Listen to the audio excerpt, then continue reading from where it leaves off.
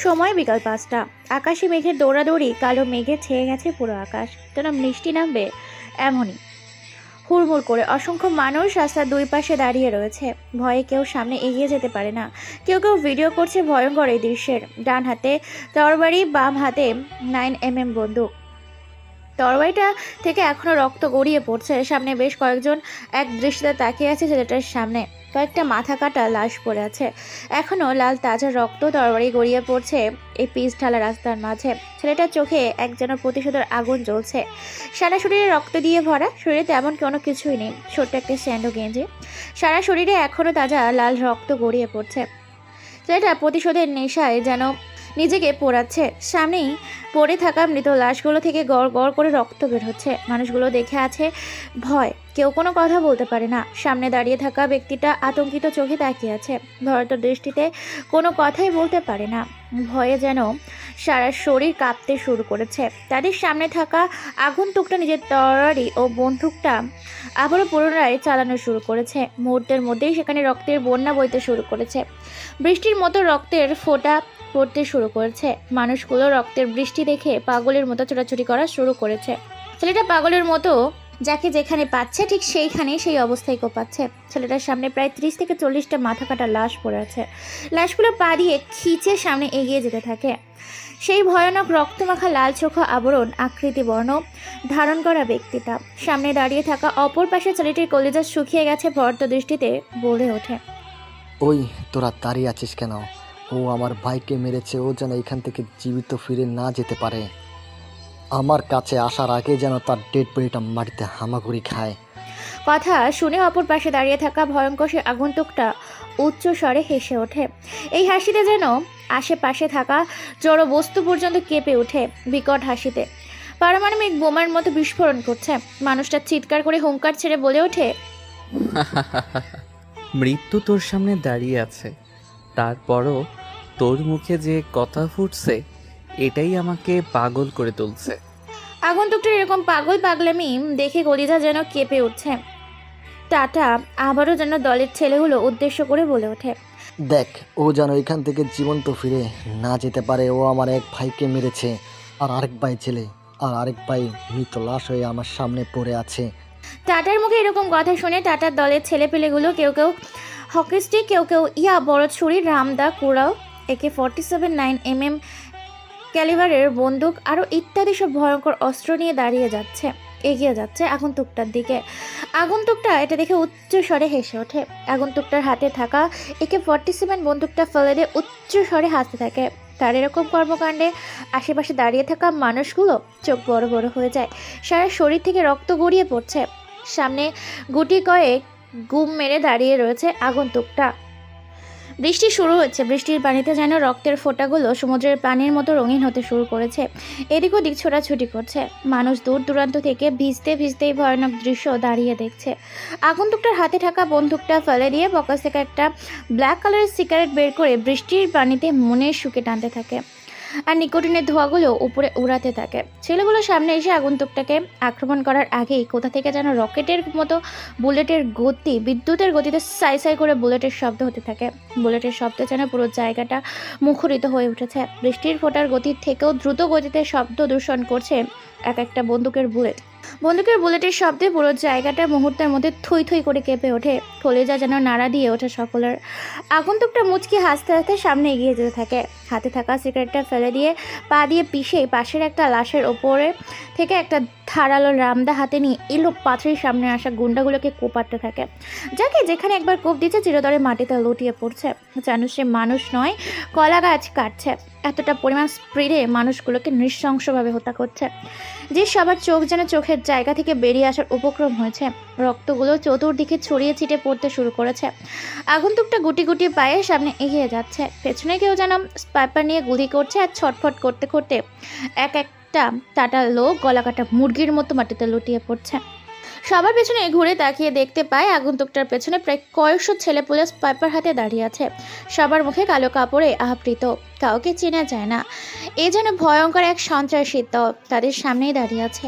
এক কালারের একই পোশাক, দেখতে যেন একটা প্রশাসন বাহিনীর মতো দেখাচ্ছে। উপস্থিত থাকা সকলের কলিজার নাড়া দিয়ে ওঠে।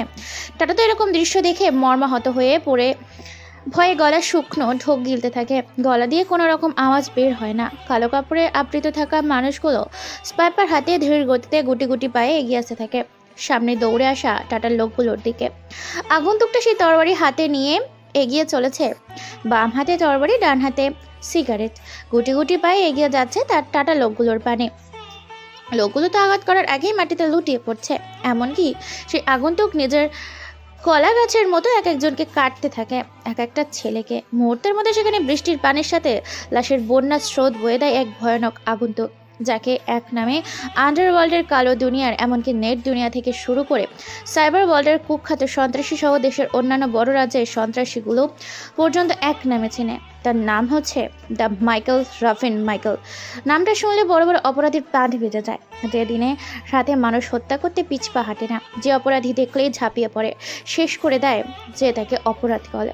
রাফিন যখন যে রাস্তা দিয়ে যায় সেই রাস্তা যেন ভূমিকম্পের মতো কেঁপে ওঠে, আর ঝড়ের মতো যেন থরথর করে নাড়া দিয়ে ওঠে জড় বস্তুগুলো। চিৎকার করে বারবার বলে ওঠে চলাচলকারী মানুষগুলোকে, রাফিন হচ্ছে রাস্তা ক্লিয়ার করার রাফিন। রাফিন যাচ্ছে, রাস্তা ক্লিয়ার করো। রাফিন যাচ্ছে। রাফিন প্রকাশে মানুষ হত্যা করে, যাকে আজ পর্যন্ত কেউ দেখেনি। যদিও কেউ দেখেছে, সে আর পৃথিবীতে বেঁচে নেই। এমনও হতে পারে, না হলে ওপারে দুই পার হলেও টিকিট কেটেছে। রাফিনকে দেখা মানে নিজের মৃত্যুকে আহ্বান করা। আর রাফিনের সাথে সাক্ষাৎ হওয়া মানে মৃত্যুর কাছে আত্মসমর্পণ করা। কেননা এই রাফিন কারণ ছাড়া কোনো ব্যক্তির সাথে দেখা করে না।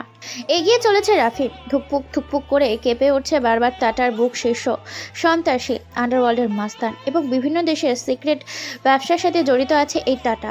দেশে বিদেশে সবাই টাটা ভাই বলেই চিনে। টাটার নাম শুনলে মানুষ ভয়ে নিজের প্যান্ট ভিজিয়ে ফেলতো, কেননা টাটা কথা বলার আগে লাশ ফেলে দিত।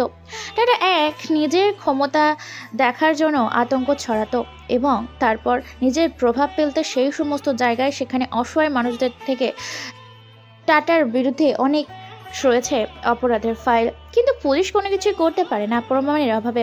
যদিও কেউ টাটার বিরুদ্ধে সাক্ষী দিতে চায়, পরের দিন কোর্টে হাজির দেওয়ার আগেই তার ডেড বডি চায় কবরস্থানে কিংবা শ্মশান ঘাটে। টাটা নিজের চোখের সামনে তার দলের ছেলেগুলোকে এইভাবে নির্মমভাবে হত্যা হতে দেখে প্রায় ভেঙে পড়েছে। কি করবে বুঝতে পারে না। স্বয়ং মৃত্যু যে তার চোখের সামনে, গলা দিয়ে তেমন কথা বের হয় না। তারপরেও টাটা বলে ওঠে, রবিউল আমার কাছে আসার আগে ওকে আমার চোখের সামনেই পিস্টালার রাস্তার মধ্যে যেন পড়ে থাকতে দেখি। কথাটা বলে উল্টো হয়ে টাটা নিজের গাড়ির উদ্দেশ্যে সামনে পা বাড়াতেই পেছন থেকে উচ্চ স্বরে হেসে ওঠে। ভয়াবহ ভয়ন্ত সেই হাসি রাফিন নামের ভয়ঙ্কর মানুষটার, যার নাম পুরো আন্ডারওয়ার্ল্ডে কেঁপে ওঠে, যার নাম শুনলে দুধের শিশুগুলো পর্যন্ত দুধ খাওয়া ভুলে যায়।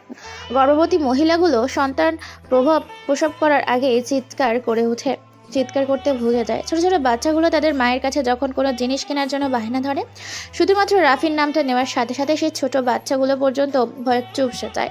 যখন রাতে ঘুম পাড়ানোর জন্য ছোট ছোট ছেলেমেয়েগুলোকে অনেক বোঝাতে হতো, রাফির নামটা শুনলেই সেই ছোট্ট বাচ্চাগুলো ঘুমিয়ে যেত। রাফির নামটা এতটাই হিংস্র আর ভয়ানক হয়ে উঠেছিল এই ভয়ঙ্কর বিশ্বে, যে বিশ্বের সম্রাট সমস্ত জায়গা দখল করেছিল, যার এক নামে প্রশাসন পর্যন্ত কেঁপে ওঠে। রাফিনের নামটা শোনা মাত্র যেন হাসপাতালের বেডে মৃত্যুর সাথে পাঞ্জা লড়া ব্যক্তিটা ভয়ে সুস্থ হয়ে যেত। রাফিন উচ্চস্বরে হেসে বলে ওঠে, হা হা হা। ঘুমন্ত সিংহ যখন একবার জেগে ওঠে তখন তার এক হুঙ্কারে সমস্ত জঙ্গল কেঁপে ওঠে, আর জঙ্গলে থাকা সেই সমস্ত পশু বা জড় বস্তুগুলো বুঝে যায় যে জঙ্গলের রাজা রাফিন ঘুম ভেঙে জেগে উঠেছে রক্তের নেশায়। হা হা হা। রাফিনের মুখে এরকম ভয়ানক ভয়ার্ত কণ্ঠ শুনে যেন আকাশে বজ্রপাত আরো দ্রুত বেড়ে যায়। আকাশটা বিদ্যুৎ চমকাচ্ছে, সাথে বজ্রপাতে বিকট আওয়াজে বারবার আকাশে চিৎকার করে যেন আকাশটা এই দুনিয়ার মধ্যে ভেঙে পড়বে। মানুষগুলো ভয়ে রাস্তা থেকে সরে গিয়ে বিভিন্ন আশ্রয় কেন্দ্রে আশ্রয় নিচ্ছে। পুরো জায়গাটা রক্তে যেন রক্তাক্ত হয়ে উঠেছে। লাল রক্তে রঙিন হয়ে উঠেছে পুরো পিচ ঢালা রাস্তা সহ চতুর্পাশ। এখনও রাফিনের শরীর থেকে তাজা গাঢ় রক্তগুলো গড়িয়ে পড়ছে। রক্তে যেন গোসল করা হয়ে গিয়েছে রাফিনের। টাটা এবার পেছন ঘুরে তাকায়। রাফিনের দিকে তাকিয়ে তার পাশে দাঁড়িয়ে থাকা একটা ছেলের হাত থেকে একটা বন্দুক নিয়ে বলে ওঠে, তুই হয়তো জানিস না আমার নাম টাটা। কোনো কাজকে বাই বাই করা ছাড়া আমি হই না ঠান্ডা, তাই আমার নাম হয়েছে টাটা। কথাটা বলে টাটা বন্দুক নিয়ে তাক করে রাফিনের দিকে। রাফিনের দিকে উচ্চস্বরে হেসে ওঠে। রাফিনের এই হাসিটা যেন পৃথিবীর গতিবেগ আরও বেড়ে দেয়। রাফিনের পেছনে দাঁড়িয়ে থাকা প্রায় 50 থেকে 100 জন কালো পোশাক আবৃত থাকা স্পাইপার হাতে ছেলেগুলো দাঁড়িয়ে আছে। হঠাৎ করে রাফিন হেসে বলে ওঠে, হা হা হা। কোনো শিকারী যখন সুন্দরবনে কোনো প্রাণী শিকার করতে যায়, ঠিক সেই মুহূর্তে জঙ্গলের রাজা সিংহ যখন তার অহংকার ছাড়ে, তার অহংকারে যখন পুরো জঙ্গল কেঁপে ওঠে, ঠিক সেই মুহূর্তে শিকারী তার শিকার করার কথা ভুলে গিয়ে নিজের জীবনটাকে হাতের মুঠোয় নিয়ে জঙ্গল থেকে বেরিয়ে আল্লাহর কাছে শুকরিয়া আদায় করে। ঠিক এই মুহূর্তে তুই আছিস সিংহের সামনে, তাই মৃত্যু আসার আগেই, মৃত্যুকে নিজের চোখের সামনে দেখার আগেই তোর জীবনের সমস্ত পাপ আল্লাহ তাআলার কাছে ক্ষমা চেয়ে 2 রাকাত নফল নামাজ পড়া উচিত। কেননা তোকে আজকে এখানে এতটাই নির্মমভাবে হত্যা করব যে তোর মৃত্যু দেখে আগামী প্রজন্মের কাছে এক ইতিহাস হয়ে দাঁড়াবে। কথাটা শুনে কলিজা নাড়া দিয়ে ওঠে টাটার। কেননা টাটার সমস্ত লোক মর্মাহতভাবে এক একটা টুকরো হয়ে রাস্তার এদিক ওদিক ছড়িয়ে ছিটে রয়েছে। যদিও কয়েকজন বেঁচে আছে, তবে তারাও আহত। তারপরেও টাটা নিজের দাপট করে রাখার জন্য বলে ওঠে, এই রাফিন, তুই হয়তো ভুলে যাচ্ছিস আন্ডারওয়ার্ল্ডের গডফাদার, আন্ডারওয়ার্ল্ডের বাচ্চা, আন্ডারওয়ার্ল্ডের রাজা, এই হলাম টাটা। আর যেখানে এই টাটার নাম চলে বাঘে মহিষে এক ঘাটে পানি খায়, আর সেখানে তুই কোন খোসা ছাড়া একটা কলা। বিদ্যুৎ নেই, কেননা প্রচণ্ড গতিবেগে বজ্রপাত সাথে বৃষ্টি হচ্ছে, তাই নেটওয়ার্কের সমস্যা দিচ্ছে। আশেপাশে উপস্থিত থাকা কিছু মানুষ যৌথ বাহিনীকে কল করেছে, কিন্তু নেট সংযোগ দেওয়া সম্ভব হচ্ছে না। রাফিন আবারও একটা সিগারেট জ্বালায়। পেছনে প্রায় কয়েকশো ছেলেপেলে স্পাইপার হাতে দাঁড়িয়ে আছে, বন্দুক তাক করা টাটার দিকে। রাফিনের এই একটা ইশারাতে টাটার ভগ্ননীলা সাঙ্গ স্পষ্ট। টাটার চোখে ভয়ের ছাপ ফুটে উঠেছে। তারপরও উচ্চস্বরে হেসে বলে ওঠে, রাফিন, তুই হয়তো বলে যাচ্ছিস তুই যদি হস গেমার, তাহলে আমি হলাম মাস্টার মাইন্ড গেমার। আর তুই তো এখন আমার কাছে বাচ্চা রয়ে গেছিস। তুই যদি প্লেয়ার ছাড়া গোল দিতে পারিস, তাহলে আমি মাঠে রেফারি ছাড়াই খেলতে পারি। তুই যদি চলিস ডালে ডালে, তাহলে আমি চলি পাতায় পাতায়। তুই যদি চলিস স্থল পথে, তাহলে আমি চলি আকাশ পথে। তুই যদি দিবি আমাকে একটা গোল, আমি তোকে দিব ডাবল গোল। কথাটা বলে আবারও হেসে ওঠে টাটা। রাফিনের বোঝা যায় টাটা নিশ্চয়ই কোনো কিছু করেছে, কেননা যার সামনে রাফিন নামের ভয়ঙ্কর মৃত্যু দাঁড়িয়ে আছে, সেখানে টাটার মুখের হাসি মানায় না। টাটা যখন হাসে তখন বুঝে নিতে হবে টাটা কোনো মাইন্ড গেম খেলেছে, কারণ টাটা সেই পুরনো দিনের খেলোয়াড়। মানুষের সাথে মাইন্ড গেম খেলাটা তার একটা নেশা। রাফিন টাটার দিকে বন্দুক তাক করে যখনই তার দলের ছেলেপুলোকে গুলি করতে যাবে, ঠিক তখনই টাটা হাতের ইশারা দিয়ে থামিয়ে দেয়। মুচকি এসে বলে ওঠে, রাফিন, তুই হয়তো বলে যাচ্ছিস আমি টাটা, পাক্কা খেলোয়াড়। সূর্য সন্ধ্যায় ডুবে আর সকালে উদিত হয়, আর আমার মাস্টার মাইন্ড খেলা অল টাইম খেলে থাকে তোদের সাথে। আমাকে মারার আগে তো পিছনে ঘুরে থাকা। টাটার কথা শুনে রাফিন সহ তার দলের ছেলেপিলেগুলো পিছন ঘুরে তাকায়, আর তাকাতে দেখতে পায় মাথায় বন্দুক থেকে এক সুন্দরী মেয়ের মাথায়। অবাক হয়ে তাকিয়ে আছে রাফিন সেদিকে। মুখ দিয়ে কোনো কথা বের হয় না। এক মুহূর্তে যেন বোকা বনে যায় টাটার কাছে। মেয়েটার মুখ থেকে মধুর কণ্ঠে ভেসে আসে, রাফিন, রাফিন। রাফিন মেয়েটার মুখে নিজের নাম শুনে হতবাক দৃষ্টিতে তাকিয়ে আছে সেদিকে, কেননা মেয়েটার মাথায় বন্দুক ঠেকিয়ে রেখেছে টাটার ভাই রানা। রানা হেসে ওঠে। রানা হাসতে হাসতে টাটার উদ্দেশ্যে বলে ওঠে, হা হা হা হা হা। এই রাফিন, তুই হয়তো ভুলে যাচ্ছিস আমরা কার লোক। এর আগে তো শুধু তোর বউকে মেরেছি, এবার তোকে সহ তোর ভালোবাসার এই প্রেমিকাকে তোর চোখের সামনে হত্যা করব, পারলে ঠেকিয়ে দেখা। হা হা হা হা হা। রানা কথাটা বলার সাথে সাথে টাটা হেসে ওঠে। টাটার পাশে দাঁড়িয়ে থাকা তার কয়েকটা গুন্ডা এখনো বেঁচে আছে। টাটার সমস্ত লোক রক্তাক্ত হয়ে রাস্তার মাঝে পড়ে আছে। এখনো বজ্রপাত চলছে। রাফিন কোনো কথা বলে না, চুপচাপ এক দৃষ্টিতে তাকিয়ে আছে মেহেরের দিকে, কোনো কথাই বলে না। রাফিনের চোখের সামনে বারবার সেই পুরোনো দিনের একটা দৃশ্য ভেসে ওঠে, যে দৃশ্যটা তার চোখের সামনে ভেসে উঠলে সে রক্তের নেশায় পাগল হয়ে ওঠে। রক্ত যেন তার একটা নেশা, খুন করা হয়ে গিয়েছে তার পেশা। রাফিন পকেট থেকে সিগারেট বের করে আবার একটা মুচকি হাসি দিয়ে এই বৃষ্টির পানিতে হাঁটু ভাঁজ করে পিছলা রাস্তার মাঝখানে বসে পড়ে। রাফিনের চারপাশে রাফিনের কয়েকটা ছেলেপিলে কালো পোশাকে স্পাইপার হাতে দাঁড়িয়ে আছে। সিগারেটের নিকোটিনের ধোঁয়াগুলো এই দমকা হাওয়ার সাথে রেজিস্ট্রি ও বজ্রপাতের সাথে মিলিয়ে নিয়ে এক রহস্যময় কণ্ঠে এক চিলতে ঠোঁটের হাসি নিয়ে ফুটিয়ে বলে ওঠে, তোরা হয়তো ভুলে যাচ্ছিস আমি হলাম গভীর জলের মাছ। নাম আমার রাফিন, রক্ত আমার নেশা, খুন করা হলো আমার পেশা, দুটোকেই নিয়ে আমার জীবনযাত্রা। হা হা হা। কথাটা বলে হেসে ওঠে রাফিন। রাফিনের হাসিতে যেন থরথর করে কাঁপতে থাকে পুরো জায়গাটা সহ তার দলের ছেলেপেলেগুলো। অবাক হয়ে যায় রাফিনের এরকম কর্মকাণ্ডে। মৃত্যু যেখানে স্বয়ং দাঁড়িয়ে, যেখানে রাফিন হেসে ওঠে কি করে? রাফিনের উদ্দেশ্যে টাটা বলে ওঠে। হেসে নে, কারণ বন্দিকে মৃত্যুর আগে প্রাণ খুলে হাসতে দিতে হয়। তোর চোখের সামনে তো তোর বউকে মেরেছিলাম, আর এই সমস্ত মানুষের বিরুদ্ধে তোকে আর তোর প্রেমিকাকে উপরে পাঠিয়ে দিব, টিকিটটা ধরিয়ে দিব বিনা নিমন্ত্রণ ও টাকাতে। কথাটা বলে হেসে ওঠে আবার টাটা। অন্যদিকে রাফিনের মেহেরের দিকে এক দৃষ্টিতে তাকিয়ে আছে। মেহের নামের মেয়েটি বলে ওঠে। রাফিন, তুমি এদেরকে শেষ করে দাও। আমার কথা ভেবো না, কারণ তুমি তো আমাকে ভালোবাসো না। মানুষ তার জন্য ভাবে যাকে ভালোবাসে। আমার তো ভালোবাসার মানুষ নেই, তাই আমার কথা ভেবে নিজের প্রতিশোধকে থামিয়ে দিয়ে এদের কাছে হেরে গিয়ে নিজের জীবনটাকে মৃত্যুর পথে ঠেলে না দিয়ে এদেরকে শেষ করে দাও। এই জানোয়ারদেরকে বাঁচিয়ে রেখো না। মেহেরের মুখে টাটা ভাই রানা এরকম কথা শুনে হেসে ওঠে আর বলে ওঠে। হা হা হা হা হা। চুপ শালি, মৃত্যু তোর সামনে দাঁড়িয়ে আছে। বন্দুক আমার, বুলেট আমার, আর মুখ খুলছিস তুই। একটা বন্দুক, একটা বুলেট, সব খেলা শেষ। পরিস্থিতি ভয়ঙ্কর হয়ে উঠেছে। থমথমে বিরাজ করছে রাফিন। কোনো কথাই বলে না, চুপচাপ হয়েছে। পরিবেশটা গম্ভীর ভাব ধারণা করেছে। কিছুক্ষণের মধ্যে মাগরিবের আজান হবে। চারিদিকে রাফিন সিগারেট শেষ করে রাস্তা থেকে উঠে দাঁড়ায়। তারপর সমস্ত শরীরকে একবার ছেড়ে শান্ত কণ্ঠে বলে ওঠে। তোরা হয়তো ভুলে যাচ্ছিস বনের রাজা সিংহ তাকে কখনো শিকার করতে হয় না, কারণ সে জানে তার শিকার করার প্রয়োজন হয় না। তার কাছে শিকার হতে নিজেই চলে আসে, কারণ তার হুঙ্কার সমস্ত জঙ্গলকে কাঁপিয়ে তোলে। হা হা হা। কথাটা বলে হাসি দাঁড়া দেওয়ার সাথে সাথেই কোথা থেকে যেন বন্যার মতো বিদ্যুতের মতো শিলাবৃষ্টির নাইস পেপারের বুলেট ক্ষত বিক্ষত করতে থাকে। টাটার একটা লোকের সাথে রানা মাটিতে লুটিয়ে পড়ে। শরীরটা মুহূর্তের মধ্যেই ক্ষত বিক্ষত হয়ে যায় গুলির আঘাতে। শরীরটা ছিদ্র ছিদ্র ফোটাতে আকৃতি ধারণ করেছে। রানার মৃত শরীরটা রাস্তার মাঝখানে ক্ষত বিক্ষত হয়ে পড়ে আছে। টাটা নিজের চোখের সামনে এই দৃশ্য দেখে চমকে ওঠে। কোথা থেকে গুলি চালানো হয়েছে সেটা দেখার জন্য আশেপাশে তাকিয়ে থাকা মানুষগুলোকে সবাই ওপরে দেখতে পায় প্রায় 10 থেকে 15টা হেলিকপ্টার এবং যুদ্ধ বিমান নিয়ে কয়েকশো কালো পোশাকে ঢাকা মানুষ তার হাতে দাঁড়িয়ে আছে। অসংখ্য ছেলেপুলে। মুহূর্তের মধ্যে পুরো জায়গাটা কেঁপে ওঠে। গুটি গুটি পায়ে রাফিন এগিয়ে যাচ্ছে টাটার দিকে। টাটা ভয়ে পিছুতে থাকে। মৃত্যু যে তার সামনে।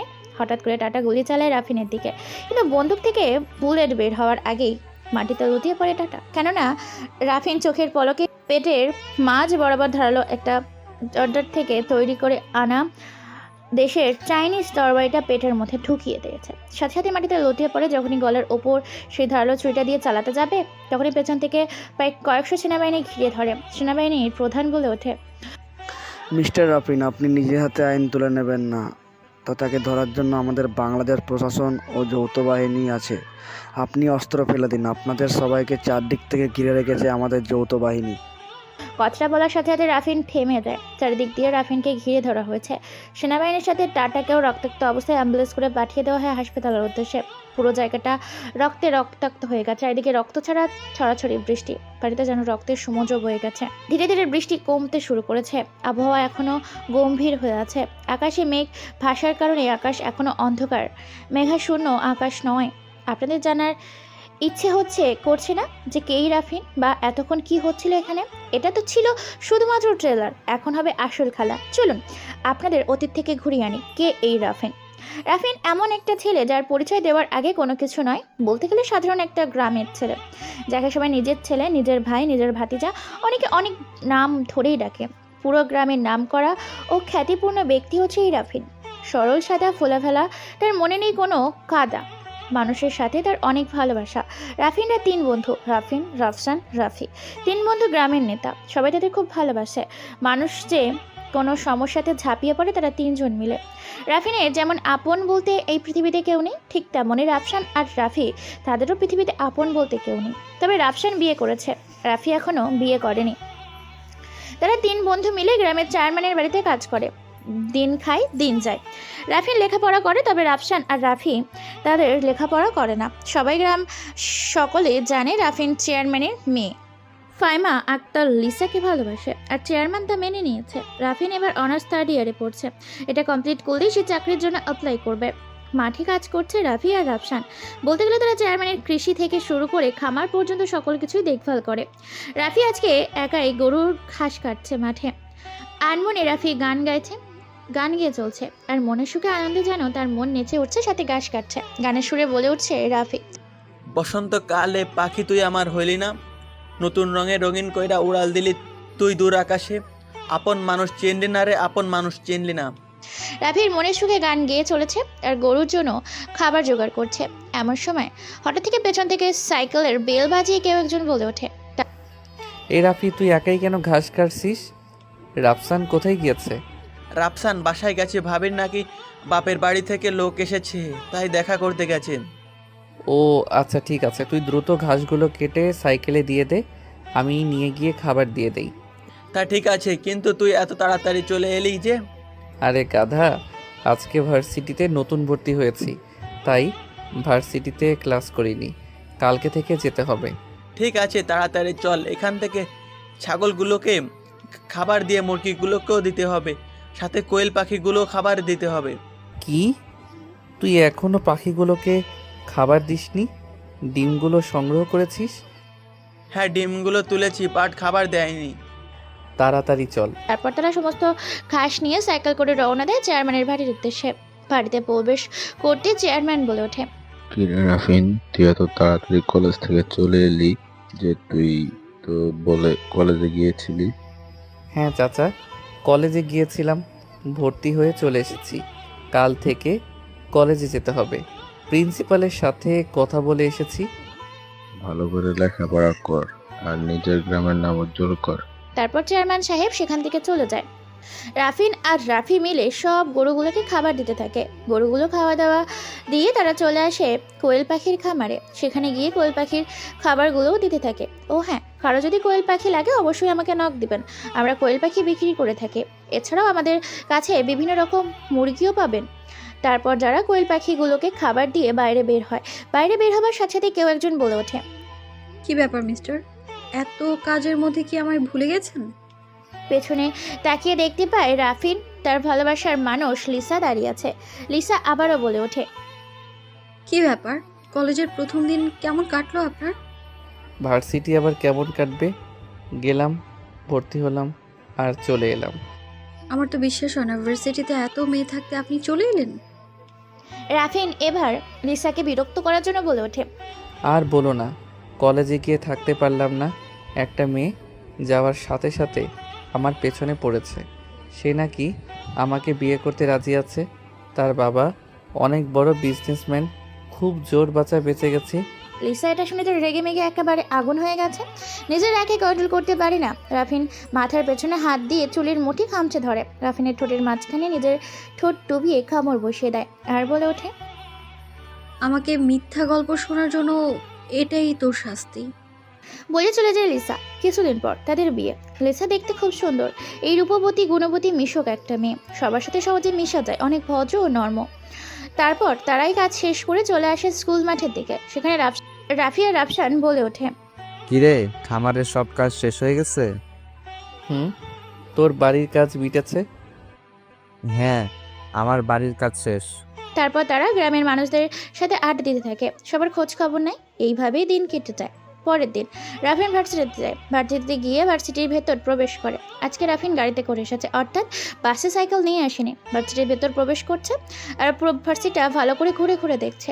এমন সময় পেছন থেকে কেউ একজন বলে ওঠে, এই ছেলে, তোমার নাম কি? আর ভার্সিটিতে নতুন নাকি? হ্যাঁ, আমি এই ভার্সিটিতে নতুন, অনার্স 3rd ইয়ারে পড়ি। ও আচ্ছা, তোকে তো দেখতে বেশ হ্যান্ডসাম। তাহলে তো তুই আমার ক্লাসমেট। আর হ্যাঁ, আমি রানী, আমরা ফ্রেন্ড হতে পারি। ওকে, ঠিক আছে। তারপর রানী গিয়ে নেহার সাথে পরিচয় করিয়ে দেয়, সাথে বাকি বন্ধু বান্ধবের সাথে ক্লাস শেষ করে রাফিন আবার বাড়িতে চলে আসে। বাড়িতে আসতে চেয়ারম্যান সাহেব বলে ওঠে, রাফিন, আমি সিদ্ধান্ত নিয়েছি তোমাদের খুব শীঘ্রই দিয়ে দেব, তাই তোমরা কালকে শহরে গিয়ে কেনাকাটা করে আসবে। কিন্তু চাচা, এত তাড়াতাড়ি? দেখো বাবা, না করো না। আমি অসুস্থ মানুষ, কোন সময় কি হয়ে যাবে বলা যাবে না, তাই তোমাদের 2 হাত 4 করে দিয়ে নিশ্চিন্ত হতে চাই। রাফিনের কোনো কথা বলে না। লিসা এই কথা শুনে মহা খুশি। রাফি আর রাফসান পুরো গ্রাম ঢোল পেটাতে পেটাতে গলা ফাটিয়ে সবাইকে বিয়ের নিমন্ত্রণ দিতে থাকে। রাফিন আর লিসার বিয়ের কথা শুনে সবাই খুশিতে আত্মহারা হয়েছে। যে যেভাবে পাচ্ছে সবাই তাদের বিয়ের উৎসবে নিজেদের উপস্থিত করছে। এখন থেকেই যেন বিয়ের প্রস্তুতি শুরু হয়ে গিয়েছে। প্রতিদিনের মতো রাফিন তার কাজ শেষ করে সকালবেলা বাস স্টেশনে দাঁড়িয়ে আছে। রাফিন আর লিসা গ্রামের সকলে মোটামুটি এসেছে তাদের এগিয়ে দেওয়ার জন্য, কেননা তারা শহরে যাচ্ছে গ্রামের সকলের জন্য বিয়ের কেনাকাটা করতে। রাফি আর রাফসান যেতে চেয়েছিল সঙ্গে, কিন্তু খামারের এত কাজ পড়ে আছে, তারা দুজন গেলে পুরো খামার ভেঙে পড়বে, যার কারণে তারা যেতে পারেনি। বাস চলে এসেছে, বাসে চলে বসে। এমন সময় রাফসান বলে ওঠে, দেখ ভাই, সাবধানে যাবি, কোনো সমস্যা হলে দ্রুত কল করবি, আমরা পুরো গ্রাম ভেঙে যাব। আমরা ভাই মূর্খ সূর্খ মানুষ, শুনেছি শহরের মানুষগুলো ভালো নয়, তাই সাবধানে যাস, কোনো সমস্যা হলে কল করিস। রাফির মাথা নাড়িয়ে হ্যাঁ সূচক জানায়। বাস শহরের উদ্দেশ্যে রওনা দেয়। বাস চলছে তার আপন গতিতে শহরের উদ্দেশ্যে। গ্রামে এখন থেকেই বিয়ের এক উৎসব শুরু হয়েছে। গ্রামের সকলেই ভালোবাসে চেয়ারম্যান সাহেবকে এবং তার পরিবারকে। চেয়ারম্যানের মেয়ে এবং গ্রামের সকলের ছেলে রাফিন, দুজনকেই ভালোবাসা একত্রিত হতে চলেছে। এক পবিত্র বন্ধনে তারা পুরো গ্রাম ভালো করেই সাজানো হয়েছে। শহর থেকে ফিরলে রাফিন ও লিসা পরের দিন তাদের বিয়ে দেওয়া হবে বলে সিদ্ধান্ত নিয়েছে চেয়ারম্যান সাহেব। চেয়ারম্যানের বাড়ির অনেক সুন্দর করে সাজানো শুরু হয়েছে। গ্রামটাকেও সৌন্দর্যে আলোকিত করা হয়েছে। শহরের বিভিন্ন গণ্যমান্য ব্যক্তিও মানুষজনকে দাওয়াত করা হয়েছে। শহরে পৌঁছে যায় রাফিন ও ভাইসা। এই ব্যস্ত শহরে ইট পাটকেল ও ধুলোবালিতে মিশে থাকা বায়ু দূষণ, মানুষকে চাপা কান্না, আর্তনাদ সব যেন মিশ্রিত হয়ে দূষিত হয়ে উঠেছে এই শহরে, পাপের শহরে ঢাকা শহরে হাজারো ব্যস্ততায় মানুষগুলো দিন শেষে ক্লান্ত হয়ে নিজেদের ঘরে ফিরে যায়। সুন্দর একটা দামি রিসোর্টে একটা রুম ভাড়া নিয়েছে রাফিন ও লিসা। রুমের ভেতর প্রবেশ করায় অনেকটা জার্নি করেছে তারা। চপ করে এলিয়ে দেয় রাফিন। এটা দেখে লিসা রাফিনের ওপর শুয়ে পড়ে আর বলে ওঠে, আর মাত্র 2টা দিন, এখন দেখবো কি করে আমার হাত থেকে তুমি বাঁচতে পারো। এই কথা শুনে রাফিন এবার উল্টো হয়ে বিছানার উপর ফেলে দেয় লিসাকে। আর লিসার ওপর উঠে যখনই কিস করতে যাবে তখনই লিসা বলে ওঠে, না না, একদম নয়, যা হবে সেটা বিয়ের পর, তখনই দেখা যাবে, সেখানেই খেলার ময়দানে দেখা হবে তোমার সাথে। কথাটা বলে রাফিনকে ধাক্কা দিয়ে ফ্রেশ হতে চলে যায়। তারপর ফ্রেশ হয়ে তারা পুরো শহর ঘুরতে থাকে। মোটামুটি কেনাকাটা করতে রাত কোনো রকমে শেষ করে পরের দিন কেনাকাটা করার জন্য তারা শপিং মলে যায়। অনেক কেনাকাটা করার শেষে সবগুলো ছবি তুলে পাঠিয়ে দেয় রাফি এবং রাফসানের ফোনে। গ্রামের কি অবস্থা সেগুলো খোঁজখবর নেয় রাফিন আর লিসা। তাই সন্ধ্যা হতে চলেছে, কিছুক্ষণের মধ্যেই মাগরিবের আজান দিবে। ভীষণ ক্ষুধা পেয়েছে দুইজনের, তাই কোনো কিছু না ভেবে চলে যায় একটা রেস্টুরেন্টে খাবার খেতে। টেবিলে বসে পড়ে দুইজন। রাফিন বলে ওঠে, তুমি কি খাবে বলো? তুমি যা খাওয়াবে। ওকে। তারপর রাফিন উঠে গিয়ে ওয়েটারকে খাবার অর্ডার করার জন্য সেদিকে যায়। আর 1 সেকেন্ডের বেশি মানুষ ক্রাইম করে ফেলেছে, ক্রাইম বোর্ড খেলছে। দেখতে কেমন যেন গুন্ডাদের মতো। পুরো রেস্টুরেন্ট ফাঁকা, শুধুমাত্র একাই বসে আছে লিসা। হঠাৎ করে লিসার মনে হলো ভিডিও করবে, তাই ভিডিও করার জন্য মোবাইল ফোনটা বের করে সম্পূর্ণ রেস্টুরেন্টের ভিডিও করতে থাকে। অন্যদিকে একটা মানুষকে বেঁধে রাখা হয়েছে 2 হাত রশি দিয়ে, 2টা প্লেয়ারের সাথে। লোকটা বেশ ক্লান্ত, মুখ থেকে রক্ত পড়ছে, অনেক মান মেরেছে। ক্লান্ত হয়ে মাথা নিচ দিয়ে ঝুলিয়ে মুখ থেকে গড়গড়িয়ে পড়ছে তার রক্ত। আর খেলছে বেশ কিছু মানুষ। হঠাৎ করে সেই ক্লান্ত পথিক মানুষটা বলে ওঠে, ভাই টাটা, আমাকে ছেড়ে দাও, আমি কোনো কিছুই জানি না। কোথায় আছে এবি তা আমি জানি না। হঠাৎ করে ইমরান নামের ছেলেটার কথাটা টাটা নামের উপস্থিত থাকা মানুষগুলোর কানে যাওয়ার সাথে সাথে ক্রাইম বোর্ডের উপর থেকে হাত উঠিয়ে নেয় আর ভয়ঙ্কর এক দৃষ্টিতে তাকায় ইমরান নামের ছেলেটার দিকে। টাটা নামের মানুষটার চুলগুলো ঘাড় পর্যন্ত, চুলগুলো বড় বড়, ঠোঁটে একটা কাটা চিহ্ন, গালে আঁচড়ের দাগ, কেমন যেন ভয়ঙ্কর একটা আকৃতির মানুষ। সামনে এগিয়ে আসতে থাকেন টাটা নামের মানুষটা। যত এগিয়ে আসতে তত যেন ইমরান নামের ছেলেটার গলা শুকিয়ে যাচ্ছে। টাটা বলে ওঠে, না মামা টাটা, এই পৃথিবীতে না বলতে আমি কোনো কিছু জানি না। টাটা নামের ছেলেটার কথা বলার সাথে সাথে ইমরান নামের ছেলেটার লজ্জাস্থানে মারে এক লাথি। সাথে সাথে ব্যথায় কুকিয়ে ওঠে ইমরান, বলে ওঠে, তোরা আমাকে যদি টুকরো টুকরো করে কেটে নদীতে ভাসিয়ে দিস, তারপরেও আমি কোনো কিছুই বলবো না। এবি যদি জানতে পারে তোদেরকে রাস্তার কুকুরদের মতো ভয়ঙ্কর অবস্থা করে ছাড়বে। আগে তোকে মারি, তারপর তোর ভাই এবিকে দেখছি। এই শহরে শুধু একজন রাজত্ব করবে, আর সেটা হলো টাটা ভাই।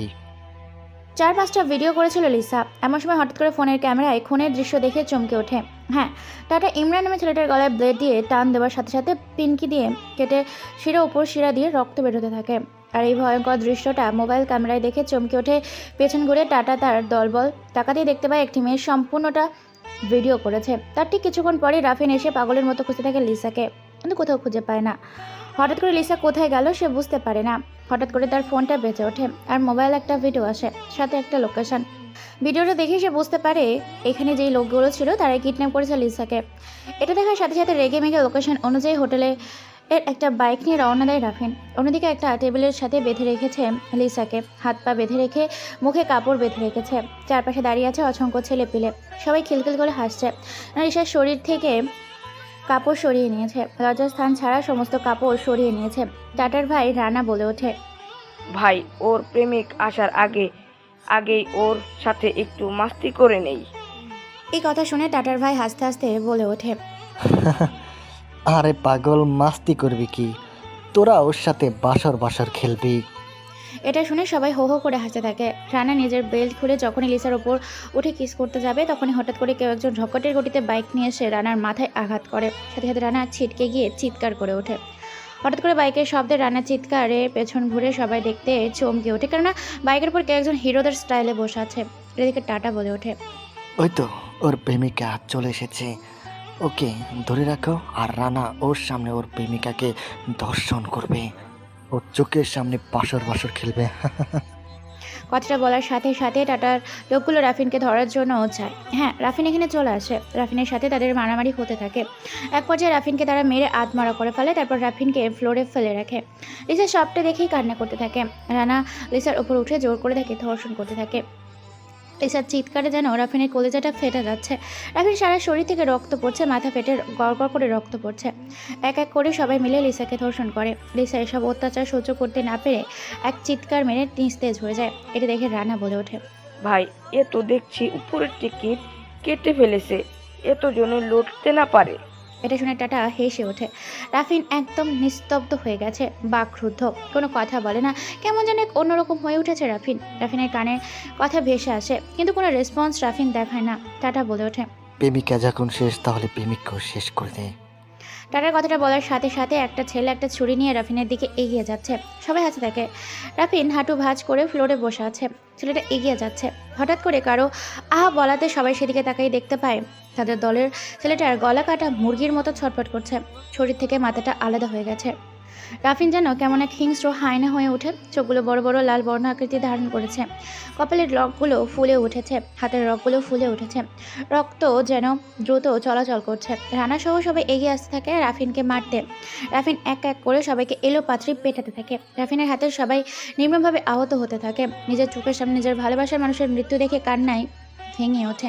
টাটা এবার লিসার গলায় একটা ছুরি চালিয়ে দেয়। এটা দেখে রাফিন দৌড়ে গিয়ে টাটার হাত থেকে ছুরিটা নিয়ে তার দলের বেশ কয়েকজন ছেলেকে মেরে ফেলে। কারো শরীরে মাথা নেই, কারো শরীরে হাত নেই, রক্তে রক্তাক্ত হয়ে গেছে পুরো জায়গাটা। রাফিন সবাইকে এক এক করে মেরে ফেলতে থাকে।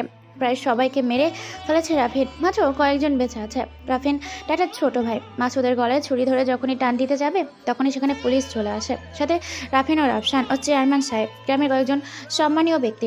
পুলিশ দেখে টাটা সেখান থেকে পালিয়ে যায়। মাসুদ রানা ধরে ফেলে। পুলিশ বলে ওঠে, রাফিন সাহেব প্লিজ, আমরা চলে এসেছি, আইন নিজের হাতে তুলে নেবেন না, অপরাধীকে আমাদের হাতে তুলে দিন, যথাযথ শাস্তির ব্যবস্থা করা হবে। রাফিন কেমন যেন অন্যরকম হয়ে গেছে। কে এসেছে, কে কি বলছে, কোনো কিছুই যেন তার খেয়াল নেই। কারো কথাই যেন তার কান পর্যন্ত পৌঁছাচ্ছে না, অন্যরকম হয়ে গিয়েছে। রাফিন শান্ত শিষ্ট নম্র ভদ্র স্বভাবের ছেলেটা যেন হঠাৎ করেই এক অন্য রাজ্যের রাজা হয়ে উঠেছে। পুলিশটা আর কিছু বলতে যাবে তার আগে মাসুদ মাটিতে লুটিয়ে পড়ে, কারণ মাথা থেকে শরীরটা আলাদা আরেক দিকে গড়াগড়ি খাচ্ছে। যেভাবে পাঠা ছাগলকে বলি দেওয়া হয় ঠিক সেভাবেই ছটফট করতে থাকে মাসুদের দেহটা। পুলিশ অফিসারগুলো ব্যর্থ হয়ে কী করবে বুঝতে পারে না, সবাইকে নিয়ে চলে যায়। মাসুদের ডেড বডিটা সহ সকলের ডেড বডি নিয়ে চলে যায়। রাফিন লিসার লাস্টের কাছে গিয়ে এক দৃষ্টিতে তাকিয়ে থাকে। পেছন থেকে চেয়ারম্যান বলে ওঠে, রাফিন বাবা চল। আর এখানে ভেবে থাকিস না। আমার মেয়েটাকে তো বাঁচাতে পারলাম না, অন্তত মেয়েটার শেষ কাজ করার সুযোগটুকু দে। রাফিনের শরীর থেকে এখনও রক্ত গড়িয়ে পড়ছে। চেয়ারম্যানের কথা শুনে রাফিন ও রাফসান লিসার লাশটা যখনই গাড়িতে তুলতে যাবে তখনই রাফসানের আর রাফির হাত ধরে বলে ওঠে ভয়ঙ্কর কণ্ঠে, ততক্ষণ পর্যন্ত কেউ আমার কলিজার গায়ে হাত দিবে না যতক্ষণ না আমি আমার ভালোবাসার খুনের প্রতিশোধ নিতে পারছি। খুনের খুনিদেরকে যতক্ষণ না দাফন করতে পারছি ততক্ষণ আমার প্রিয় তোমাকে দাফন করব না। কথাটা বলে লিসার লাস্ট ডেকে নিয়ে চলে যাসে সেটাতে আইস ব্লক করে রেখে রাফিন পুরো ভেঙে পড়ে, কেমন যেন হয়ে গিয়েছে, কোনো কথা বলে না। পুরো গ্রামে কান্নার রোল পড়ে যায়। সুখের গ্রাম যেন দুঃখের বিলাসিতায় নেমে আসে। সবার মুখে বিষণ্ণতায় ছেড়ে যায়। দেখতে দেখতে 15টা দিন কেটে গেছে। গ্রামে হাসি খুশি নাই। রাফিন চুপচাপ হয়ে গেছে, নিজেকে ঘরবন্দি করে ফেলেছে। কেমন যেন দেখতে হয়ে গিয়েছে, বড় বড় চুল হয়ে গিয়েছে, দাড়ি হয়েছে। বারান্দায় বসে আছে রাফিন। হঠাৎ করে রাফিনের ঘাড়ে কেউ একজন হাত রেখে বলে ওঠে, কিরে রাফিন, আর এভাবে কতদিন থাকবি? না আমার মেয়েটাকে দাফন করতে দিয়েছিস, না তুই কোনো কিছুই করছিস। সেই 15 দিন থেকে 1 মাস হয়ে গেল, পাগলের মতো এক দৃষ্টিতে তাকিয়ে আছিস।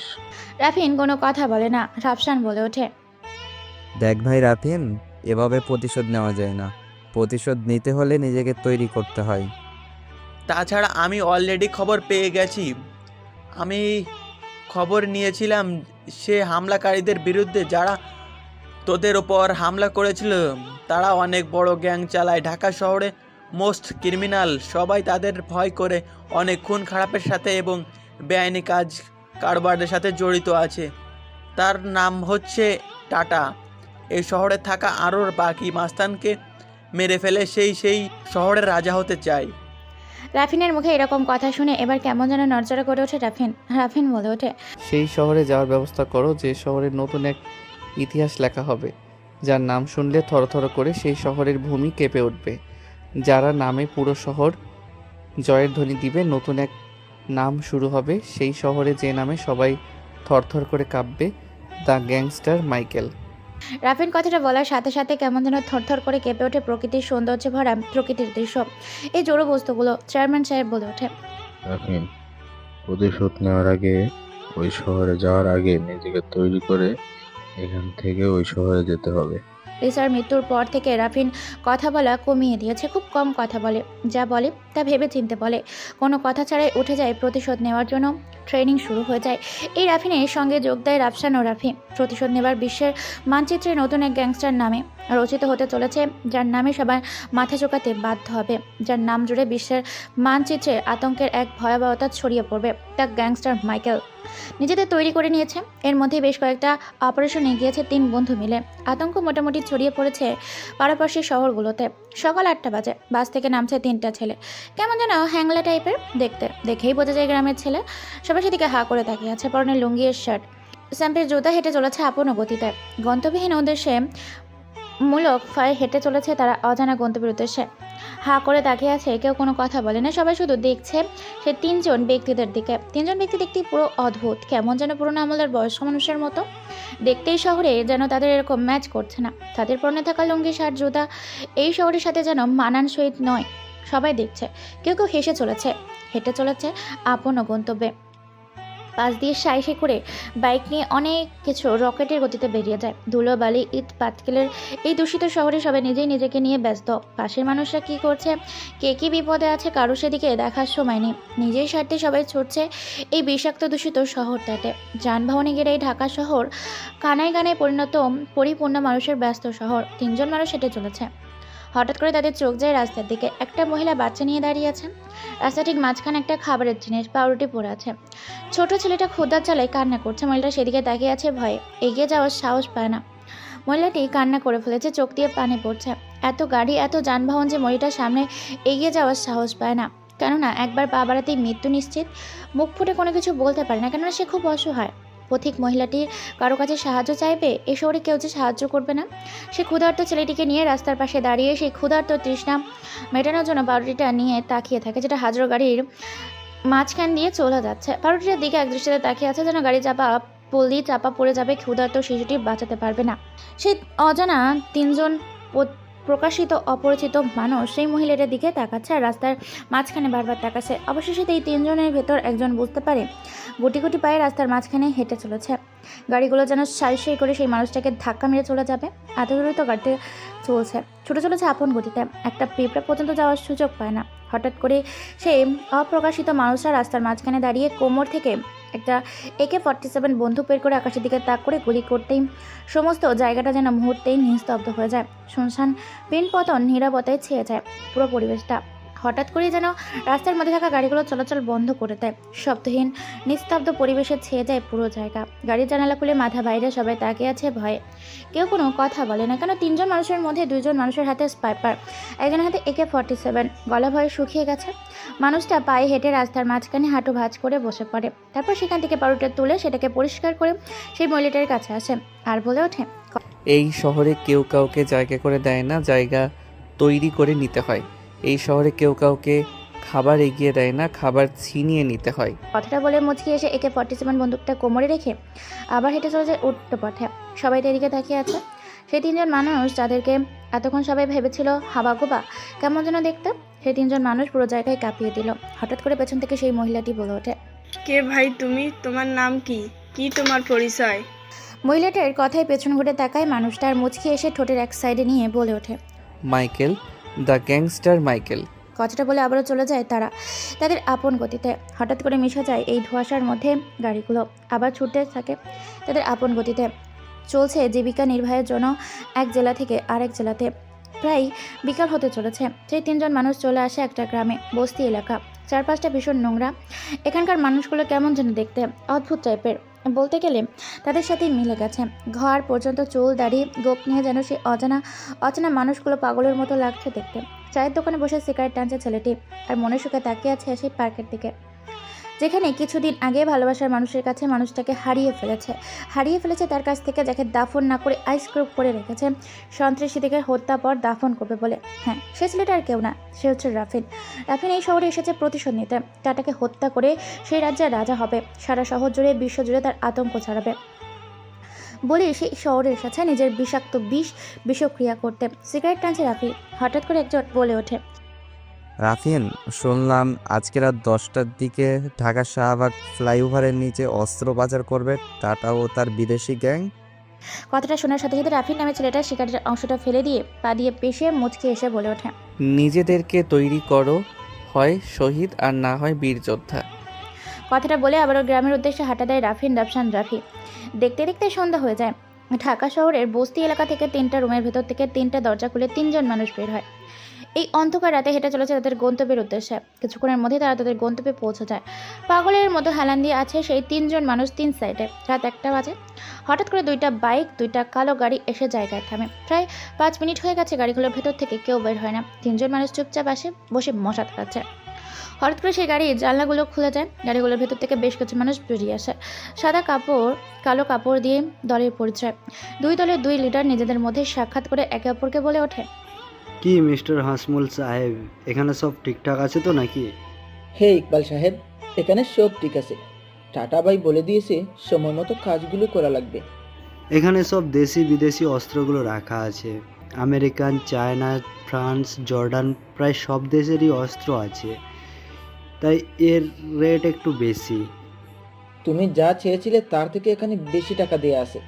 যদি অস্ত্রগুলো ভালো হয় তাহলে তোমাকে সোনা দিয়ে মুড়িয়ে দেবো টাটা ভাই। কেননা এই রাজ্যে নিজের রাজত্ব বাড়াতে আর আতঙ্ক সরাতে ভারী ভারী দামি দামি অস্ত্রের প্রয়োজন, তাই এগুলোকে বাইরের দেশ থেকে ক্রয় করতে হচ্ছে। ঠিক আছে, আজকে তাহলে চলি। আর গুনে দেখার লাগবে না, কম হলে সময় মতো এটা উসুল করে নেওয়ার ক্ষমতা আমি রাখি। অস্ত্র লাগলে টাটাকে যোগাযোগ করতে বলবে। কথাটা বলে যখনই চলে যাবে ইকবাল নামের মানুষটা, তখনই কথা থেকে যেন স্পাইপারের বুলেট এসে গাড়ির হেডলাইট লাগে। সাথে সাথে সকলে চমকে ওঠে। সবাই বন্দুক বের করে এদিক ওদিক তাকাতে থাকে। কেউ নেই। হঠাৎ করে হেলতে দুলতে গাড়ির স্পাইপার বাম হাতে সিগারেট মাতালদের মতো হেলতে দুলতে এগিয়ে আসে একজন। এটা দেখে অবাক শামসুল ও ইকবাল দুজনের দিকে তাকিয়ে আছে। ছেলেটা তাদের সামনে এসে বলে ওঠে, এই তোরা কে, আমাকে একটু আগুন দে, কারণ আমি আগুন ছাড়া সিগারেটের ধোঁয়াটা নিই। এটা শুনে ইকবাল বলে ওঠে, শালা কোথাকার কোন পাগল ছাগল এই শহরে চলে আসছে এই মুহূর্তে। ইকবাল সাহেব, আপনি তাকে পাগল বলছেন কেন? আমার তো মনে হয় না সে পাগল। তার হাতে দেখছেন কত দামি স্নাইপার। তাই তো দেখি। এই বেটা, তোর নাম কি? তুই এইখানে এ সময় কি করছিস? ইকবাল সাহেব, আপনি কি করছেন? এই বেটা পুলিশের লোক হতে পারে, কথা না বলে শুট করে দিন। শামসুলের মুখে এরকম কথা শুনে ইকবালের বন্দুকটা ঠিক যখনই তার মাথায় ঠেকিয়ে গুলি করতে যাবে, ঠিক তখনই হঠাৎ করে বেশ কয়েকটা স্পাইপারের গুলির শব্দে জায়গাটা থমকে ওঠে, নিস্তব্ধতায় ছেয়ে যায়। কোথা থেকে কী করছে গুলি কেউ বুঝতে পারে না, সবাই হতাশায় পড়ে যায়। পেছনে তাকিয়ে দেখতে পায় দুই দলের প্রায় 40 জন ছেলে মাটিতে লুটিয়ে পড়েছে। দেহ আছে, দেহ কোনো প্রাণ নেই, চোখ আছে, চোখগুলো বন্ধ। এটা দেখে ইকবাল ও শামসুল চমকে ওঠে। রাফিন নামের ছেলেটা হেসে ওঠে, হাঁটু ভাঁজ করে সেই জায়গায় বসে মনের সুখে সিগারেট টেনে ওঠে, ধুলোগুলো উড়িয়ে দিয়ে বলে ওঠে, তোরা বনে থাকলে তো বনের প্রাণী সিংহকে চিনবি। আরে যে জঙ্গলের রাজা সিংহকে চিনে না, সে সেই জঙ্গলের বাসিন্দা হতে পারে না। কথাটা বলে হঠাৎ করে চোখের পলকে দুইজনের গলার ওপর একটা ব্লেড দিয়ে টান দেওয়ার সাথে সাথেই রক্ত বেরোতে থাকে। মাটিতে লুটিয়ে পড়ে সেই দুইজন। তারপর সেই ট্রাকগুলো থেকে, গাড়িগুলো থেকে রাফিন সহ রওনা দেয় নতুন এক রাজ্যের উদ্দেশ্যে। মস্ত বড় এক বাড়িতে প্রবেশ করে তারা। এটা একটা গোডাউন। এমন কিছু তারা আগে থেকেই ভাড়া নিয়েছিল যাতে মাল পাতিগুলো রাখতে পারে। প্রায় 4000 কোটি টাকা এখানে মালপত্র সহ অস্ত্র রয়েছে। দেখতে দেখতে সকাল হয়ে যায়। সকাল 8টা বাজে। সবাই ছুটেছে এই ব্যস্ত শহরে, নিজ নিজ কর্মস্থলে। কেউ ছুটছে গন্তব্যহীন উদ্দেশ্যে, আর কেউ কেউ ছুটছে তার আপন ঠিকানায়। উদ্দেশ্য যে শহরে একে অপরকে চিনেও পরিচয় দিতে বড্ড বেশি ভয় করে, সে শহরের মানুষগুলো স্বার্থপরের মতো শুধু নিজের স্বার্থে ছুটে চলেছে। সকাল 8টা বাজে। হাইওয়ে ফ্লাইওভার ব্রিজ বন্ধ করে দেওয়া হয়েছে, কেননা সেখানে সকাল থেকে ফায়ার সার্ভিস সহ পুলিশ কর্মকর্তারা কাজ করছে, কেননা সেখানে প্রায় 40টা থেকে 48টা লাশ পাওয়া আছে রক্তাক্ত অবস্থায়। সাংবাদিক রিপোর্ট করছে। সাংবাদিকের বলা কথাগুলো শোনার জন্য হাজারো মানুষ চায়ের দোকানে টিভি স্ক্রিনের পর্দায় রেখে চোখে সাংবাদিকের সুন্দর গোলাপি রঙের দুই ঠোঁটে বারবার নাড়িয়ে সাদা সুন্দর উজ্জ্বল ফর্সা দাঁতগুলো বের করে মধুর কণ্ঠে সুদের বরাবর কথাগুলো বলে ওঠে। সকাল 8টার খবরে আপনাকে সুস্বাগতম। সারা বিশ্বে আতঙ্কের এক নাম হয়ে উঠেছে দ্য গ্যাংস্টার মাইকেল। হাইওয়ের ফ্লাইওভার ব্রিজের ওপর প্রায় 40 থেকে 48টি লাশ পাওয়া গেছে রক্তাক্ত অবস্থায়, যাদের প্রত্যেককে শরীরের একটা সিলমোর লেখা ছিল দ্য গ্যাংস্টার মাইকেল। নামটা নতুন হলেও কিন্তু তার ভয়াবহতাও ও আতঙ্ক ছড়িয়ে পড়েছে প্রায় পুরো শহরে। যদি বলা হয় আতঙ্কের নাম কি, তাহলে ইতিহাসের পাতায় বলা হবে দ্য গ্যাংস্টার মাইকেল। কে এই মাইকেল? হঠাৎ করেই এই ঢাকা শহরের বুকে কোথা থেকে জন্ম নিল এই মাফিয়া গ্যাংস্টার, যেখানে টাটা সহ আরও আছে অনেক বড় সন্ত্রাসীগুলো, সেখানে ঢাকার বুক চিরে কোথা থেকে বের হয়ে এলো এত বড় আতঙ্কবাদী দ্য গ্যাংস্টার মাইকেল? তবে কি এবার নতুন করে এই গ্যাং পুরো শহর সহ দখলে নেবে বিশ্ব? পুরাতন মাফিয়া গ্যাংস্টার কি হারিয়ে যাবে? তারা কি মিলে যাবে আন্ডারগ্রাউন্ডে? চোখ রাখুন আমাদের এই প্রতিবেদনে। সাংবাদিকের বলা কথাগুলো মন দিয়ে শুনছে হাজারো মানুষ, আর আতঙ্কে পড়ছে কয়েকশো মানুষ। রাস্তার এক সাইডে ধরে হেঁটে চলেছে একটা ছেলে। ছেলেটার ঢিলে ঢালা প্যান্ট, টি শার্ট, স্যান্ডেল। রাস্তার এক সাইডে জাহাঙ্গীরনগর বিশ্ববিদ্যালয়ে প্রবেশ করছে ছেলেটি। ছেলেটির দিকে হাঁ করে সবাই তাকিয়ে আছে। ছেলেটি গেট পেরিয়ে ভার্সিটির মাঠে প্রবেশ করতেই পেছন থেকে কে একজন বলে ওঠে কর্কশ কণ্ঠে, এই যে হাবলাকান্ত হাবাগোবা ছেলে, তোকে ডাকছি, পেছন ঘুরে তাকা। কারো কণ্ঠস্বর শুনে ছেলেটা পেছনে তাকায় চোখের চশমাটা খুলে শার্টের এক কোণে চশমাটা ভালো করে পরিষ্কার করে আবারও নাকের কাছে এনে ভালো করে বলে ওঠে, জি, আমাকে ডাকছেন আপনারা? হ্যাঁ সোনা বাবু, তোকে ডাকছি, এদিকে আয়। তোকে কিছু নিয়ম কানুন শেখাতে হবে, তাই এদিকে আয়। ছেলেটা কোনো কথা না বুঝে তাদের সামনে গিয়ে দাঁড়ায়। এমন সময় মেয়েটা বাইকের ওপর থেকে নেমে সিগারেটের অংশটুকু ফেলে দিয়ে পা দিয়ে পিষে বলে ওঠে, এই ছেলে, তুই কি বেয়াদব? তুই কি জানিস না ভার্সিটিতে ভদ্রভাবে আসতে হয়?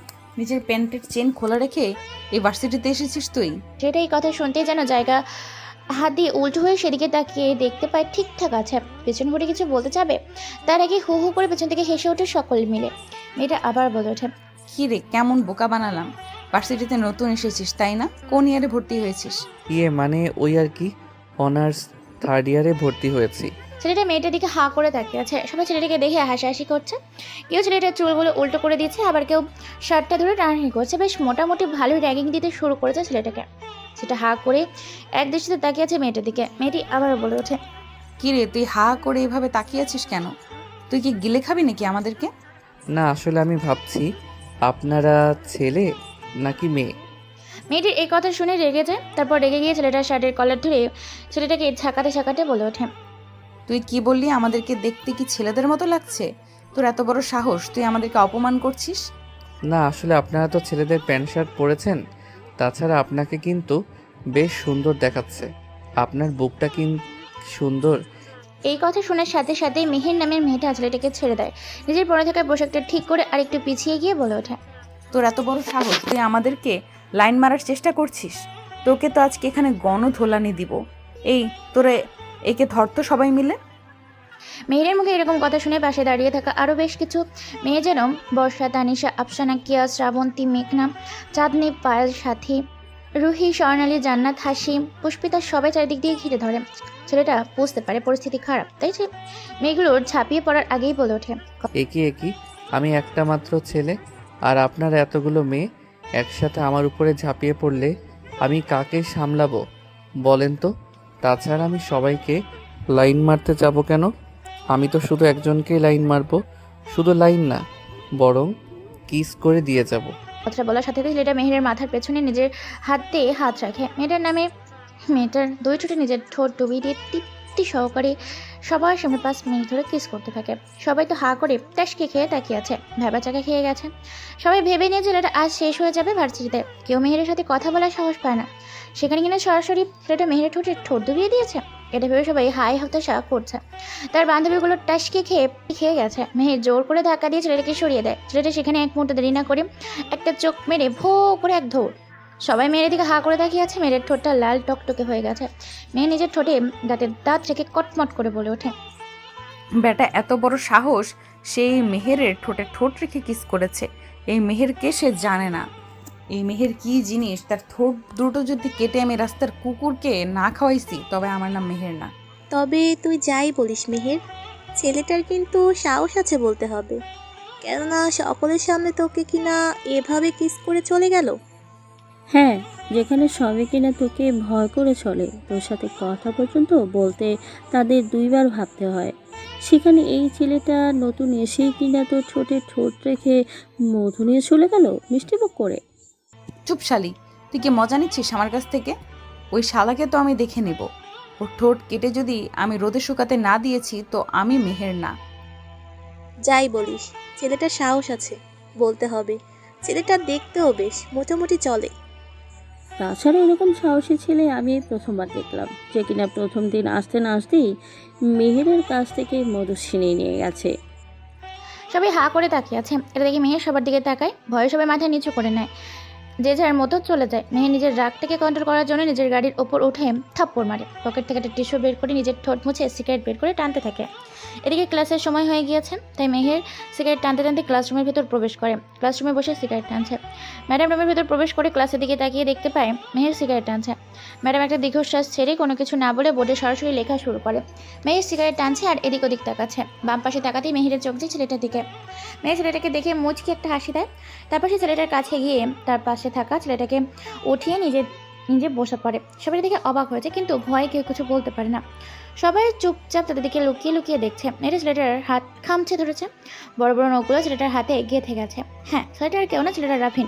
ছদ্মবেশে বাচ্চাতে প্রবেশ হয়েছে, কেননা এখান থেকে টাটার ভাই তারা অবৈধ কাজ করে ছাত্রদের মাধ্যমে। মেহের এবার বলে ওঠে, তুই তো সকলের সামনে আমাকে শুধুমাত্র কিস করছিস, কিন্তু এখন আমি তোকে গোপনে নিয়ে গিয়ে আমার সাথে বাসর করাবো। কথাটা বলে মেহের ছেলেটাকে তাদের ভার্সিটির মাঠে নিয়ে আসে, মাঝখানে দাঁড় করে। সাথে তার বান্ধবীগুলো সবাই বের হয়ে যায়। সবাই বা ছেলেটাকে চারিদিক দিয়ে ঘিরে ধরতে, যাতে পালাতে না পারে। মেহের বলে ওঠে, ওরা আমাকে সকলের সামনে কিস করেছে, তাই না? এখন দেখ, সকলের সামনে আমি ওর শরীর থেকে কি করে কাপড়গুলো খুলে ওকে ন্যাংটা করে ছেড়ে দিই। কথাটা শোনার সাথে সাথেই তারা বাকি বান্ধবীগুলো হেসে ওঠে। রাফিন তো বিপদে পড়েছে। রাফিন কোলে কিছু বলে ওঠার আগেই মেহের রাফিনের প্যান্টের বেল্ট খুলে ফলে। তারপর পরনে থাকা প্যান্টের সাথে টি শার্ট। রাফিন লজ্জায় পড়ে যায়। পরনে ছোট একটা প্যান্ট। তারপর গেটের সামনে তাকে দাঁড় করিয়ে রাখে কাপড় ছাড়ায়। তাকে দেখছে সবাই, পাগল ভেবে বারবার হেসে উঠছে। যে যার মতো সেলফি তুলছে আর ফেসবুকে, ইনস্টাগ্রামে, বিভিন্ন সোশ্যাল মিডিয়াতে ছেড়ে দিচ্ছে। এতে তারা ভাইরাল হয়ে যায়। কলেজের ছাত্রছাত্রীগুলো দেখছে আর হাসাহাসি করছে। কোনো রকমে সেখান থেকে কোনো রকমে বিনা কাপড়ে রাস্তায় দৌড়াতে থাকে রাফিন। হঠাৎ করে তার সামনে একটা কালো গাড়ি এসে দাঁড়ায়, সাথে সাথে ভিতরে ঢুকে পড়ে। হ্যাঁ, গাড়ির ভিতরে তার লোকজনই ছিল। এই সাথে 10 দিনের ভেতরে জায়গা করে নিয়েছে রাফিন ও তার গ্যাং। এখন 3000 সদস্য কাজ করে। এরই মধ্যে বাইকে বড় বড় বেশ কয়েকটা গ্যাং তাদের সাথে হাত মেলানোর জন্য চুক্তি করেছে। দৈনিক দলে দলে ছেলেপুলে যোগ করছে হাজারেরও বেশি। নিজের আতঙ্ক আরও বেশি ছড়াতে থাকে। রাফসান আর রাফিনের এরকম অবস্থা দেখে হাসতে হাসতে পাগল হয়ে গেছে। তাদের এই হাসিতে বারবার বিরক্ত হচ্ছে রাফিন। দেখতে দেখতে সন্ধ্যা হয়ে যায়। সন্ধ্যা পেরিয়ে রাত। সবাই প্রস্তুতি নিচ্ছে নতুন একটা মিশনের জন্য। রাত 2টা বাজে। শহরের আনাচে কানাচে জ্বলছে বাতি। নিস্তব্ধ পরিবেশ, মানুষের ঘুমন্ত পরিবেশ। ফুল স্পিডে গাড়িগুলো চলছে তাদের অজানা গন্তব্যের উদ্দেশ্যে। বেশ কয়েকটা গাড়ি খোলামেলা রাস্তার উপর দিয়ে টেনে বেগে চলছে। হঠাৎ করে চৌরাস্তার মোড় থেকে একটা গাড়ি বের হয়ে এসে সামনের গাড়িটাকে দ্রুত বেগে ধাক্কা মারার সাথে সাথে গাড়িটা বেশ খানিকটা দূরে গিয়ে ব্লাস্ট হয়ে যায়। এই দৃশ্য দেখার সাথে সাথে পেছনের গাড়িগুলো ব্রেক মারে। হঠাৎ করে কালো রঙের গাড়িগুলোর সাথে সাদা রঙের গাড়িগুলো ঘিরে ধরে চারিদিক দিয়ে। সাদা রঙের গাড়িগুলোর ভেতর থেকে বেশ কিছু মুখোশধারী মানুষ বের হয়ে আসে। কোনো কথা ছাড়াই গুলি করতে থাকে সামনের কালো গাড়িগুলোতে। বেশ কিছুক্ষণ ধরে গুলি চালাচ্ছে, কিন্তু কোনো কিছুর শব্দ পাচ্ছে না। তারপর কোনো উপায় না পেয়ে সেই গাড়ির লোকগুলো বের হয়ে আসে কালো গাড়ির ভেতরে কেউ আছে কিনা সেটা দেখার জন্য। সাথে সাথেই কোথা থেকে যেন ঝড়ের গতিতে বুলেটের বৃষ্টি হতে থাকে। মুহূর্তের মধ্যে সেই জায়গায় প্রায় 25 জনের মতো ছেলের লাশ পড়ে যায়। শুধুমাত্র একটা গাড়ির 2 জন মানুষ বেঁচে আছে। সেই ব্যক্তি দুটো বাইরে বের হয়ে তাদের দলের সমস্ত ছেলেগুলোকে মাটিতে পড়ে আছে। ভয়ে তাদের গলা শুকিয়ে গেছে। এর মধ্যে সেখানে একটা লাল লাক্সারি গাড়ি প্রবেশ করে। গাড়ির ভেতর থেকে শুট বুট কালো পোশাকে পরিহিত এক ব্যক্তি বের হয়ে আসে, যাকে দেখে সকলের গলা শুকিয়ে যায়। তার পোশাকের মধ্যেই লেখা আছে দ্য গ্যাংস্টার মাইকেল। মাইকেলকে দেখার সাথে সাথে কলিজার পানি শুকিয়ে যায় রাফিন ও শাফিনের। রাফিন বলে ওঠে, দেখ, তোর যত কোটি টাকা লাগে তুই নিয়ে যা, তবে আমাকে ছেড়ে দে মাইকেল। আমি আমার জীবনটাকে খুব ভালোবাসি। আমার বউয়ের থেকেও আমি আমার জীবনটাকে অনেক বেশি ভালোবাসি। তুই টাকা নিয়ে যা, তবু আমার জীবনটা আমাকে দিয়ে যা। কথাটা শুনে হাসি থাকে আগন্তুক। রাফিন, শাফিন, রফিক আর শাফিনের কানে কানে বলে ওঠে, ভেবেছিলাম তোদেরকে ছেড়ে দিব, কিন্তু তোরা টাটার লোক, তোদেরকে মেরে টাটার কাছে আমাকে পৌঁছাতে হবে বিনা পয়সায়, বিনা টিকিটে, যাতে তোদের ওই পারে যেতে কোনো কষ্ট না হয় সেই ব্যবস্থা করতে এসেছি আমি।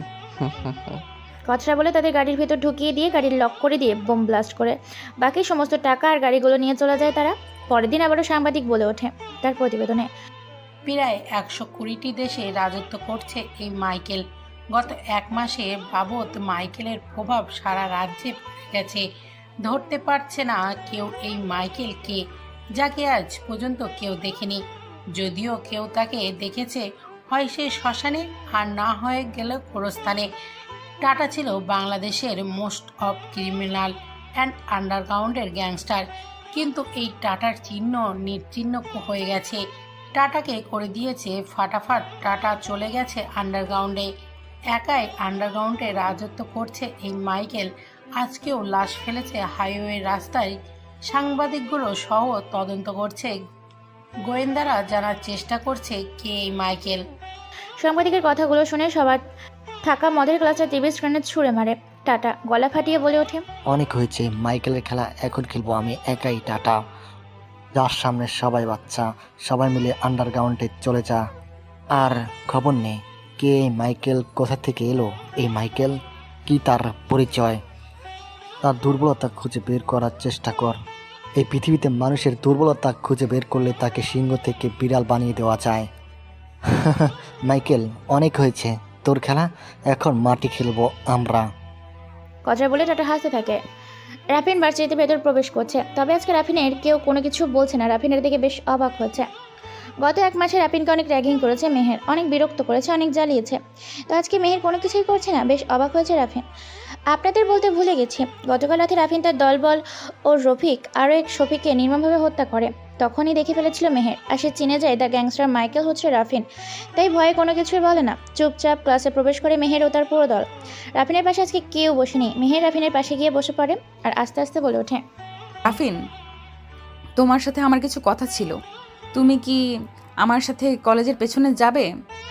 রাফিন কোনো কথা ছাড়াই মেহেরের পেছন পেছন কলেজের পেছনে যায় আর একটা বসার জায়গায় গিয়ে বসে পড়ে। রাফিনও বসে। মেহের বলে ওঠে, তুমি সত্যি করে বলো, কে তুমি? তোমার আসল পরিচয় কি? কোথা থেকে হঠাৎ করে তুমি এই জাহাঙ্গীর বিশ্ববিদ্যালয়ে ভর্তি হয়েছো। কি তোমার উদ্দেশ্য? মেয়ের মুখে এই কথা শুনে চমকে ওঠে রাফিন। রাফিন আমতা করে বলে ওঠে, আমি গ্রাম থেকে উঠে আসা রাফিন। আমার নিজস্ব কোনো পরিচয় নেই। যেখানে রাত সেখানেই দিন। তাহলে এই ভিডিওটা কিসের? তোমার কি পরিচয় দিচ্ছে দেখো। মন দিয়ে রাফিন ভিডিওটা দেখতে থাকে। কালকে সেই ভাইরাল ভিডিও যখন সে সবাইকে কুপিয়ে হত্যা করছিল, এটা দেখে রাফিনের মুহূর্তের মধ্যেই ঘাম চড়তে শুরু করেছে। নিজেকে স্বাভাবিক করে মুচকি এসে বলে ওঠে, তুমি সত্যিই খুব চালাক। হ্যাঁ, আমি সেই দ্য গ্যাংস্টার মাইকেল, যাকে সবাই গডফাদার বলে চিনে, যার নামে প্রায় কয়েকশোর বেশি দেশ ভয়ে থরথর করে কাঁপে। এই শহরে টাটার মতো একজন সন্ত্রাসী থাকা সত্ত্বেও তুমি কি করে এত বড় একজন গ্যাংস্টার হলে? তারপর রাফিন মুচকি এসে তার জীবনে ঘটে যাওয়ার সমস্ত ঘটনা খুলে বলে। এটা শুনে মেহে নিজের চোখের পানি মুছে রাফিনের হাতে হাত রেখে বলে ওঠে, সরি রাফিন, তোমার মতো একজন ভালো মানুষের সাথে আমি অনেক খারাপ ব্যবহার করেছি, অনেক তোমাকে বিরক্ত করেছি। সেদিন তুমি আমাকে কলেজের সামনে সকলের সামনে কিস করেছিলে, আজকে আমি নিজে থেকে তোমাকে কিস করছি। বলে নিজের ঠোঁট ডুবিয়ে দেয়। প্রায় 5 মিনিট ওইভাবেই কেটে যায়। রাফিন ধাক্কা দিয়ে সরিয়ে দেয়। মেহের বলে ওঠে, তোমার ভালোবাসার খুনের প্রতিশোধ নিতে গিয়ে যদি আমাকে মরতেও হয় তাতেও আমি রাজি। তোমার মতো একজন ভালো মানুষ আর এরকম ভালোবাসার মানুষ পাওয়া খুব ভাগ্যের ব্যাপার, যে কিনা তার ভালোবাসার মানুষের খুনের প্রতিশোধ নেওয়ার জন্য একজন গ্যাংস্টার হয়ে উঠেছে। এখন থেকে তুমি না চাইলেও আমি তোমার সঙ্গ দিব, তোমার সঙ্গেই থাকবো, তোমাকে আমি আমার অস্তিত্বের সাথে মিশিয়ে নেব। রাফিন সেখানে কোনো কথা না বলেই চলে যায়। মেহের সেখানে বসে থাকে কিছুক্ষণ, সেও চলে যায়। এতক্ষণ তাদের কথোপকথনের দৃশ্য কেউ একজন ভিডিও করে কলেজের গেট দিয়ে বেরিয়ে যায় টাটার উদ্দেশ্যে। এদিকে কলেজের গেট দিয়ে প্রায় 5-6টি বাইক প্রবেশ করে কলেজের মাঠে। সবাই সেদিকে তাকিয়ে কলেজের মাঠ থেকে যে যার মতো চলে যেতে থাকে, কেননা ভার্সিটির মাঠে প্রবেশ করেছে আরিফ ও তার দলবল। আরিফ ও টাটার ভাই। আরিফ মাঠের ভেতরে প্রবেশ করে তার দলের বেশ কিছু ছেলে বলে জোর করে একটা মেয়েকে তার সামনে তুলে নিয়ে আসে। আর আরিফ বলে ওঠে, অনেক দিন হলো ভার্সিটির মেয়েকে নিয়ে মাস্তি করা হয়নি, আজকে সেটা করব। কথাটা শুনেছে আর সবাই দাঁড়িয়ে রয়েছে। মেহের রাহিফিন একসাথে দাঁড়িয়ে আছে, কেউ কোনো কথা বলে না। মেহের আরিফের হাত খামচে ধরে আছে। মেহেরের হলো কোটিপতি বিজনেসম্যান বসুন্ধরা কোম্পানির মালিকের মেয়ে। দেখতে অনেক সুন্দর, গুণবতী, রূপবতী। আর বর্ণনা দিতে গেলে গল্প শেষ করা যাবে না, তাই নিজের মতো করে সাজিয়ে নিন যে দেখতে কেমন হতে পারে। আরিফ বলে ওঠে, ওকে আমার বাইকের সামনে বসিয়ে দে, যাতে ভালো করে খেলতে পারি। মেয়েটা ছোটার জন্য চেষ্টা করছে। ও দলের ছেলেগুলো আরিফের কথা মতো বসিয়ে দেয় বাইকের ওপর। আর আরিফ মেয়েটার শরীরে স্লাইড করতে থাকে, চুমু খেতে থাকে। এটা দেখে রাফিন রেগে যায়, চোখগুলো লাল রক্তবর্ণ ধারণ করে। মেয়েটা চিৎকার করে কান্না করছে, কেউ এগিয়ে যাচ্ছে না। আরিফ সহ সবাই হেসে ওঠে। তার দলের এরকম আরিফ যখন মেয়েটার বুকের ওপর হাত দিতে যাবে, তখনই কেউ একজন আরিফের হাত পেছন থেকে উল্টো করে ধরে মাটিতে আছাড় মারে। সাথে সাথে সবাই ভয়ে পিছিয়ে যায়। কে মেরেছে এটা দেখার জন্য মাথা ব্যথা হয়ে ওঠে। তখন চেপে চমকে যায়, কারণ এটা ভাগ্যবান ছেলে। এটা দেখে আরিফ বলে ওঠে, তোর এত বড় সাহস, তুই আমার কাজে বাধা দিস, আমার গায়ে হাত দিয়েছিস, তোকে জীবন্ত এখানে খবর দেব। এই তোরা ধর ওকে। কথাটা বলার সাথে সাথে আরিফের লোকগুলো রাফিনকে মারতে চায়। মারপিট শুরু হয়ে যায় ভার্সিটির মাঠে। রবিন পাগল হয়ে উঠেছে, পাগলের মতো তাদের অস্ত্র নিয়ে তাদেরকে এলোপাত্র কোপাতে থাকে। প্রায় 10 থেকে 15 জন ছেলেকে সেখানে মেরে ফেলেছে। আরিফ ভয়ে পালাতে থাকে। হঠাৎ করে হোঁচট খেয়ে পড়ে যায় আর পেছোতে পেছোতে বলে ওঠে, কে তুই? আমাকে ছেড়ে দে, আমাকে যেতে দে। আমার ভাই টাকা জানতে পারলে তোকে কেটে নদীতে ভাসিয়ে দেবে। কথাটা শেষ করতে পারেনি, তার আগে রাফিন পেটের ভেতর ধারালো ছুরির কয়েকটা ঢুকিয়ে দেয়। মাথার মাঝখান বরাবর শরীরে কেটে খণ্ড করে দেয়। সকলের সামনে এই দৃশ্য দেখে সবাই ভয়ে চমকে ওঠে, চিৎকার করে। ভয়ঙ্কর দৃশ্য দেখে কেউ কেউ জ্ঞান হারিয়ে ফেলেছে। রাফিন সেখানে কোনো কথা না বলে সেখান থেকে বেরিয়ে পড়ে। কলেজ থেকে বেরিয়ে যাওয়ার পর সে ছেলেটা টাটা বাইকে ভিডিও দেখায় আর টাটা ভিডিওটা দেখে বলে ওঠে, দুদিনের একটা ছেলে আমার সাথে নাকি মাঠে খেলতে এসেছে। এখন খেলা হবে খেলার ময়দানে। গ্রাম থেকে তুলে নেওয়া হয়েছে বন্ধুর বউকে, এখন তুলে নেওয়া হবে প্রেমিকাকে। আর সন্ধ্যায় ব্ল্যাকমেল করে ডেড বডি ফেলে দিতে হবে মাইকেলের। টাটা কথাটা বলা শেষ হয়ে হাসতে যাবে, হঠাৎ করে ফোনটা বেজে ওঠে। ফোনের ওপাশে ফোনটা রিসিভ করতে রানা বলে ওঠে, ভাই, আরিফকে মেরে ফেলেছে। মাইকেল ছদ্মবেশে ভার্সিটিতে রাফিন নামে সেজেছিল। আমি ওর লাশটাকে নিয়ে যাচ্ছি। কথাটা শুনেই মুহূর্তের মধ্যে হাসি বন্ধ হয়ে যায়। এদিকে বিকেল হয়েছে। কলেজ থেকে যাওয়ার সময় মেহেরকে তুলে নিয়ে যায় টাটার লোকগুলো। বিকাল পেরিয়ে প্রায় সন্ধ্যা হতে চলেছে। আকাশটা নিকাজ আওয়াজে গর্জন করেছে। কালো মেঘে দৌড়াদৌড়ি করছে বজ্রপাত, আর কালো মেঘে বৃষ্টি পড়তে শুরু করেছে। ঝুমঝুম বৃষ্টিতে সামনে একটা লাশ, পেছনে কয়েকটা মানুষ দাঁড়িয়ে আছে, চোখ থেকে পানি ঝরছে। হ্যাঁ, নিজের ভাইয়ের লাশটা সামনে রেখে টাটা পেছনে দাঁড়িয়ে আছে, অপেক্ষা করছে মাইকেল। অপেক্ষায় বেঁধে রাখা হয়েছে রাফিনের প্রিয়জন টাটা, পায়েল মানে রাফসানের বউ, আর ফাইমার এর বাবা চেয়ারম্যান সাহেবকে বেঁধে রেখেছে তাদেরই সাথে। টাটা খবর দিয়েছে রাফিন প্রস্তুতি নিয়ে দলবল অস্ত্র নিয়ে এগিয়ে আসতে থাকে ঢাকা শাহবাগের উদ্দেশ্যে। অসংখ্য মানুষ সাইডে দাঁড়িয়ে আছে কি হচ্ছে সেটা দেখার জন্য। সেখানে চলে আসে রাফিন একাই এসেছে। এটা থেকে টাটা হেসে বলে ওঠে, একা এসেছিস আমার সাথে খেলার ময়দানে খেলতে? টিকে থাকতে পারবি তো তুই? সিংহ কোনো শিকার করলে একাই করে, শিকার করার জন্য তার দলের প্রয়োজন হয় না। এই তোরা দাঁড়িয়ে আছিস কেন? ও আমার ভাইকে মেরেছে, এই যেন এখান থেকে জীবিত ফিরে না যেতে পারে। আমার কাছে আসার আগে যেন তার ডেড বডিটা মাটিতে কড়াকড়ি খায়। কথা শুনে অপর পাশে দাঁড়িয়ে থাকা ভয়ঙ্কর সে আগন্তুকটা উচ্চস্বরে হেসে ওঠে। তার হাসিতে যেন আশেপাশে থাকা জড় বস্তুগুলো কেঁপে ওঠে, যার বিকট হাসি পারমাণবিক বোমার মতো বিস্ফোরণ করছে। মানুষের চিৎকার করে হুঙ্কার ছেড়ে বলে ওঠে, মৃত্যু তোর সামনে দাঁড়িয়ে আছে, তারপর তোর মুখে যে কথা ফুটছে এটাই আমাকে পাগল করে তুলছে। তারপর রক্ত খেলা শুরু হয়ে যায়। সেখানকে সবাইকে মেরে ভাসিয়ে দেয়। যখন টাটাকে মারতে যাবে তখনই সেনাবাহিনী আসে, রাফিনকে গ্রেপ্তার করে থানায় নিয়ে যায়। এই ছিল অতীত। কোর্টে হাজির করা হয়েছে রাফিনকে। কোর্ট শুরু হয়েছে। টাটার পক্ষে উকিল বলে ওঠে, মাননীয় জজ সাহেব, এই ছেলেটার আতঙ্ক প্রায় 120টা দেশে ছড়িয়ে পড়েছে। একে ফাঁসি না দিলে পুরো বিশ্বকে নিজের হাতের মুঠোয় করে নেবে সে। মাননীয় জজ সাহেব, আমার প্রাণপ্রিয় বন্ধু হয়তো ভুলে যাচ্ছে তিনি কার হয়ে কথা বলছে।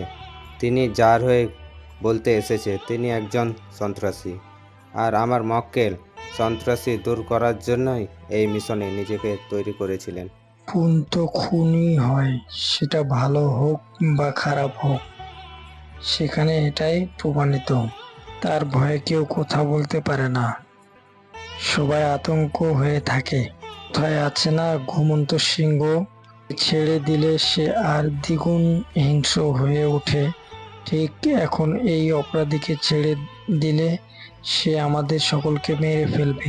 কোর্টে উপস্থিত আছে সকলে। রাফিন পক্ষের উকিল কিছু বলতে যাবে তার আগেই কাঠগড়ায় দাঁড়িয়ে থাকা রাফিন কাঠগড়া ভেঙে এক লাফে জজ সাহেবের টেবিলে উঠে থাকা সেই লোহার হাতুড়িটা নিয়ে পরপর কয়েকটা আঘাত করে মাথা ফাটিয়ে দেয় টাটার। মুহূর্তের মধ্যে টাটা সেখানে শেষ নিঃশ্বাস ত্যাগ করে। পুলিশের কোমর থেকে বন্দুক নিয়ে পরপর কয়েকটা গুলি চালায়। গুলির শব্দে পুরো কোর্ট কেঁপে ওঠে। ভয়ে সকলে পিছিয়ে যায়। জজ সাহেব সহ চমকে ওঠে পরিস্থিতি। উপস্থিত থাকা কোর্টের বাইরের মানুষগুলো ভেঙে আসতে থাকে কোর্টের ভেতর। কোর্টের বাইরে এবং ভেতরে থাকা পুলিশগুলো এবং সেনাবাহিনীগুলো চারদিক দিয়ে ঘিরে ধরে থাকে রাফিনকে। যাতে রাফিনকে ডান্ডা ফেরি ও হ্যান্ডকাপ পরায়, যাতে নড়াচড়া করতে না পারে। প্রায় 15 থেকে 20 জন সেনাবাহিনী ও পুলিশ অফিসার রশি দিয়ে বেঁধে রেখেছে রাফিনকে। রাফিনের এখনও রাগ কমছে না। মৃত টাটার শরীরে এখনও লাথি ঘুষি দিয়ে চলেছে, কোনোভাবেই সামলাতে পারে না।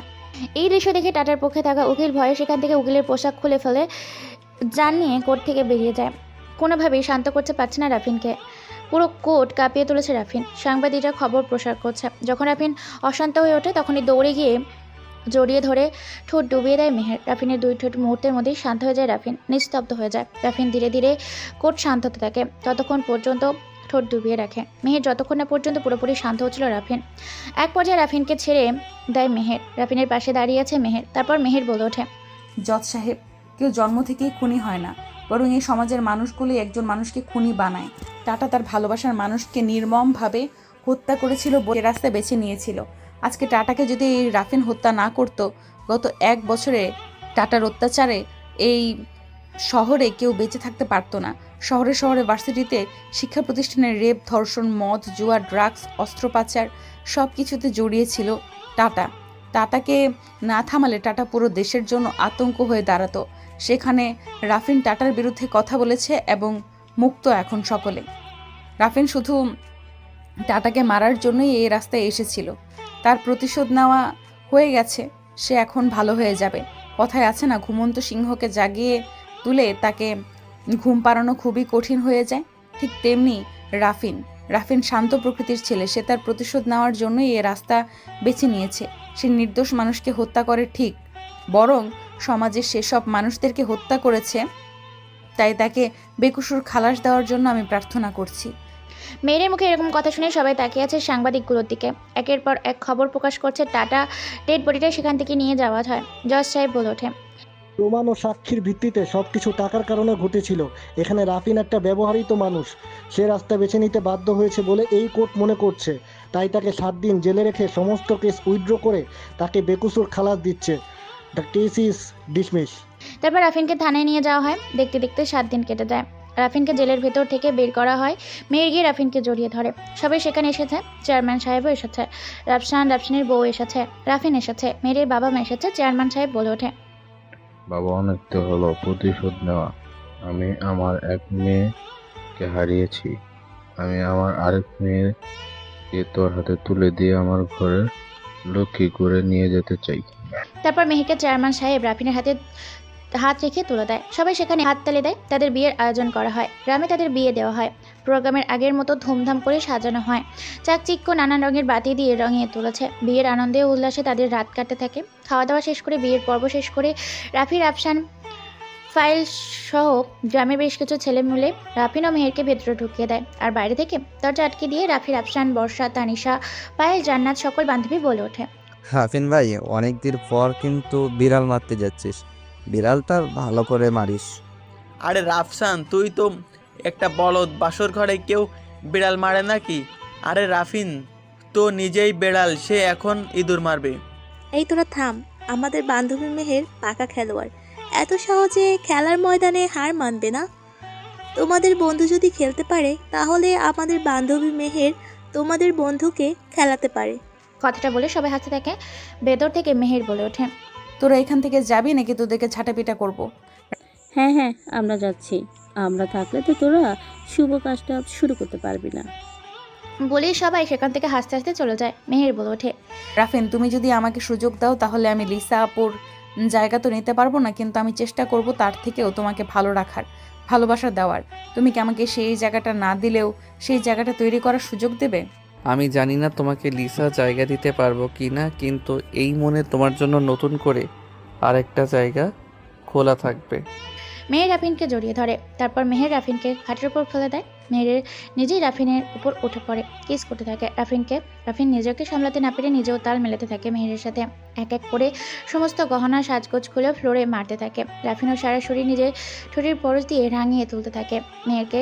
রাফিনের প্রত্যেকটা ঠোঁটের ছোঁয়ায় মেহেরকে কাঁপিয়ে তুলেছে। ধীরে ধীরে মেহেরকে নিয়ে আমাজন জঙ্গলের ভেতর দিয়ে প্রবেশ করতে থাকে। জঙ্গলের ভেতর, সেখানে বিয়ে না করলে কেউ যেতে পারবে না। তাই বাকিটা ইতিহাস। আল্লাহ হাফেজ। গল্পটা কেমন হয়েছে কমেন্ট করে জানাবেন। ধন্যবাদ সবাইকে সঙ্গে থাকার জন্য। কেউ ভয়েস করতে চাইলে আমাদের সাথে যোগাযোগ করতে পারেন। ধন্যবাদ।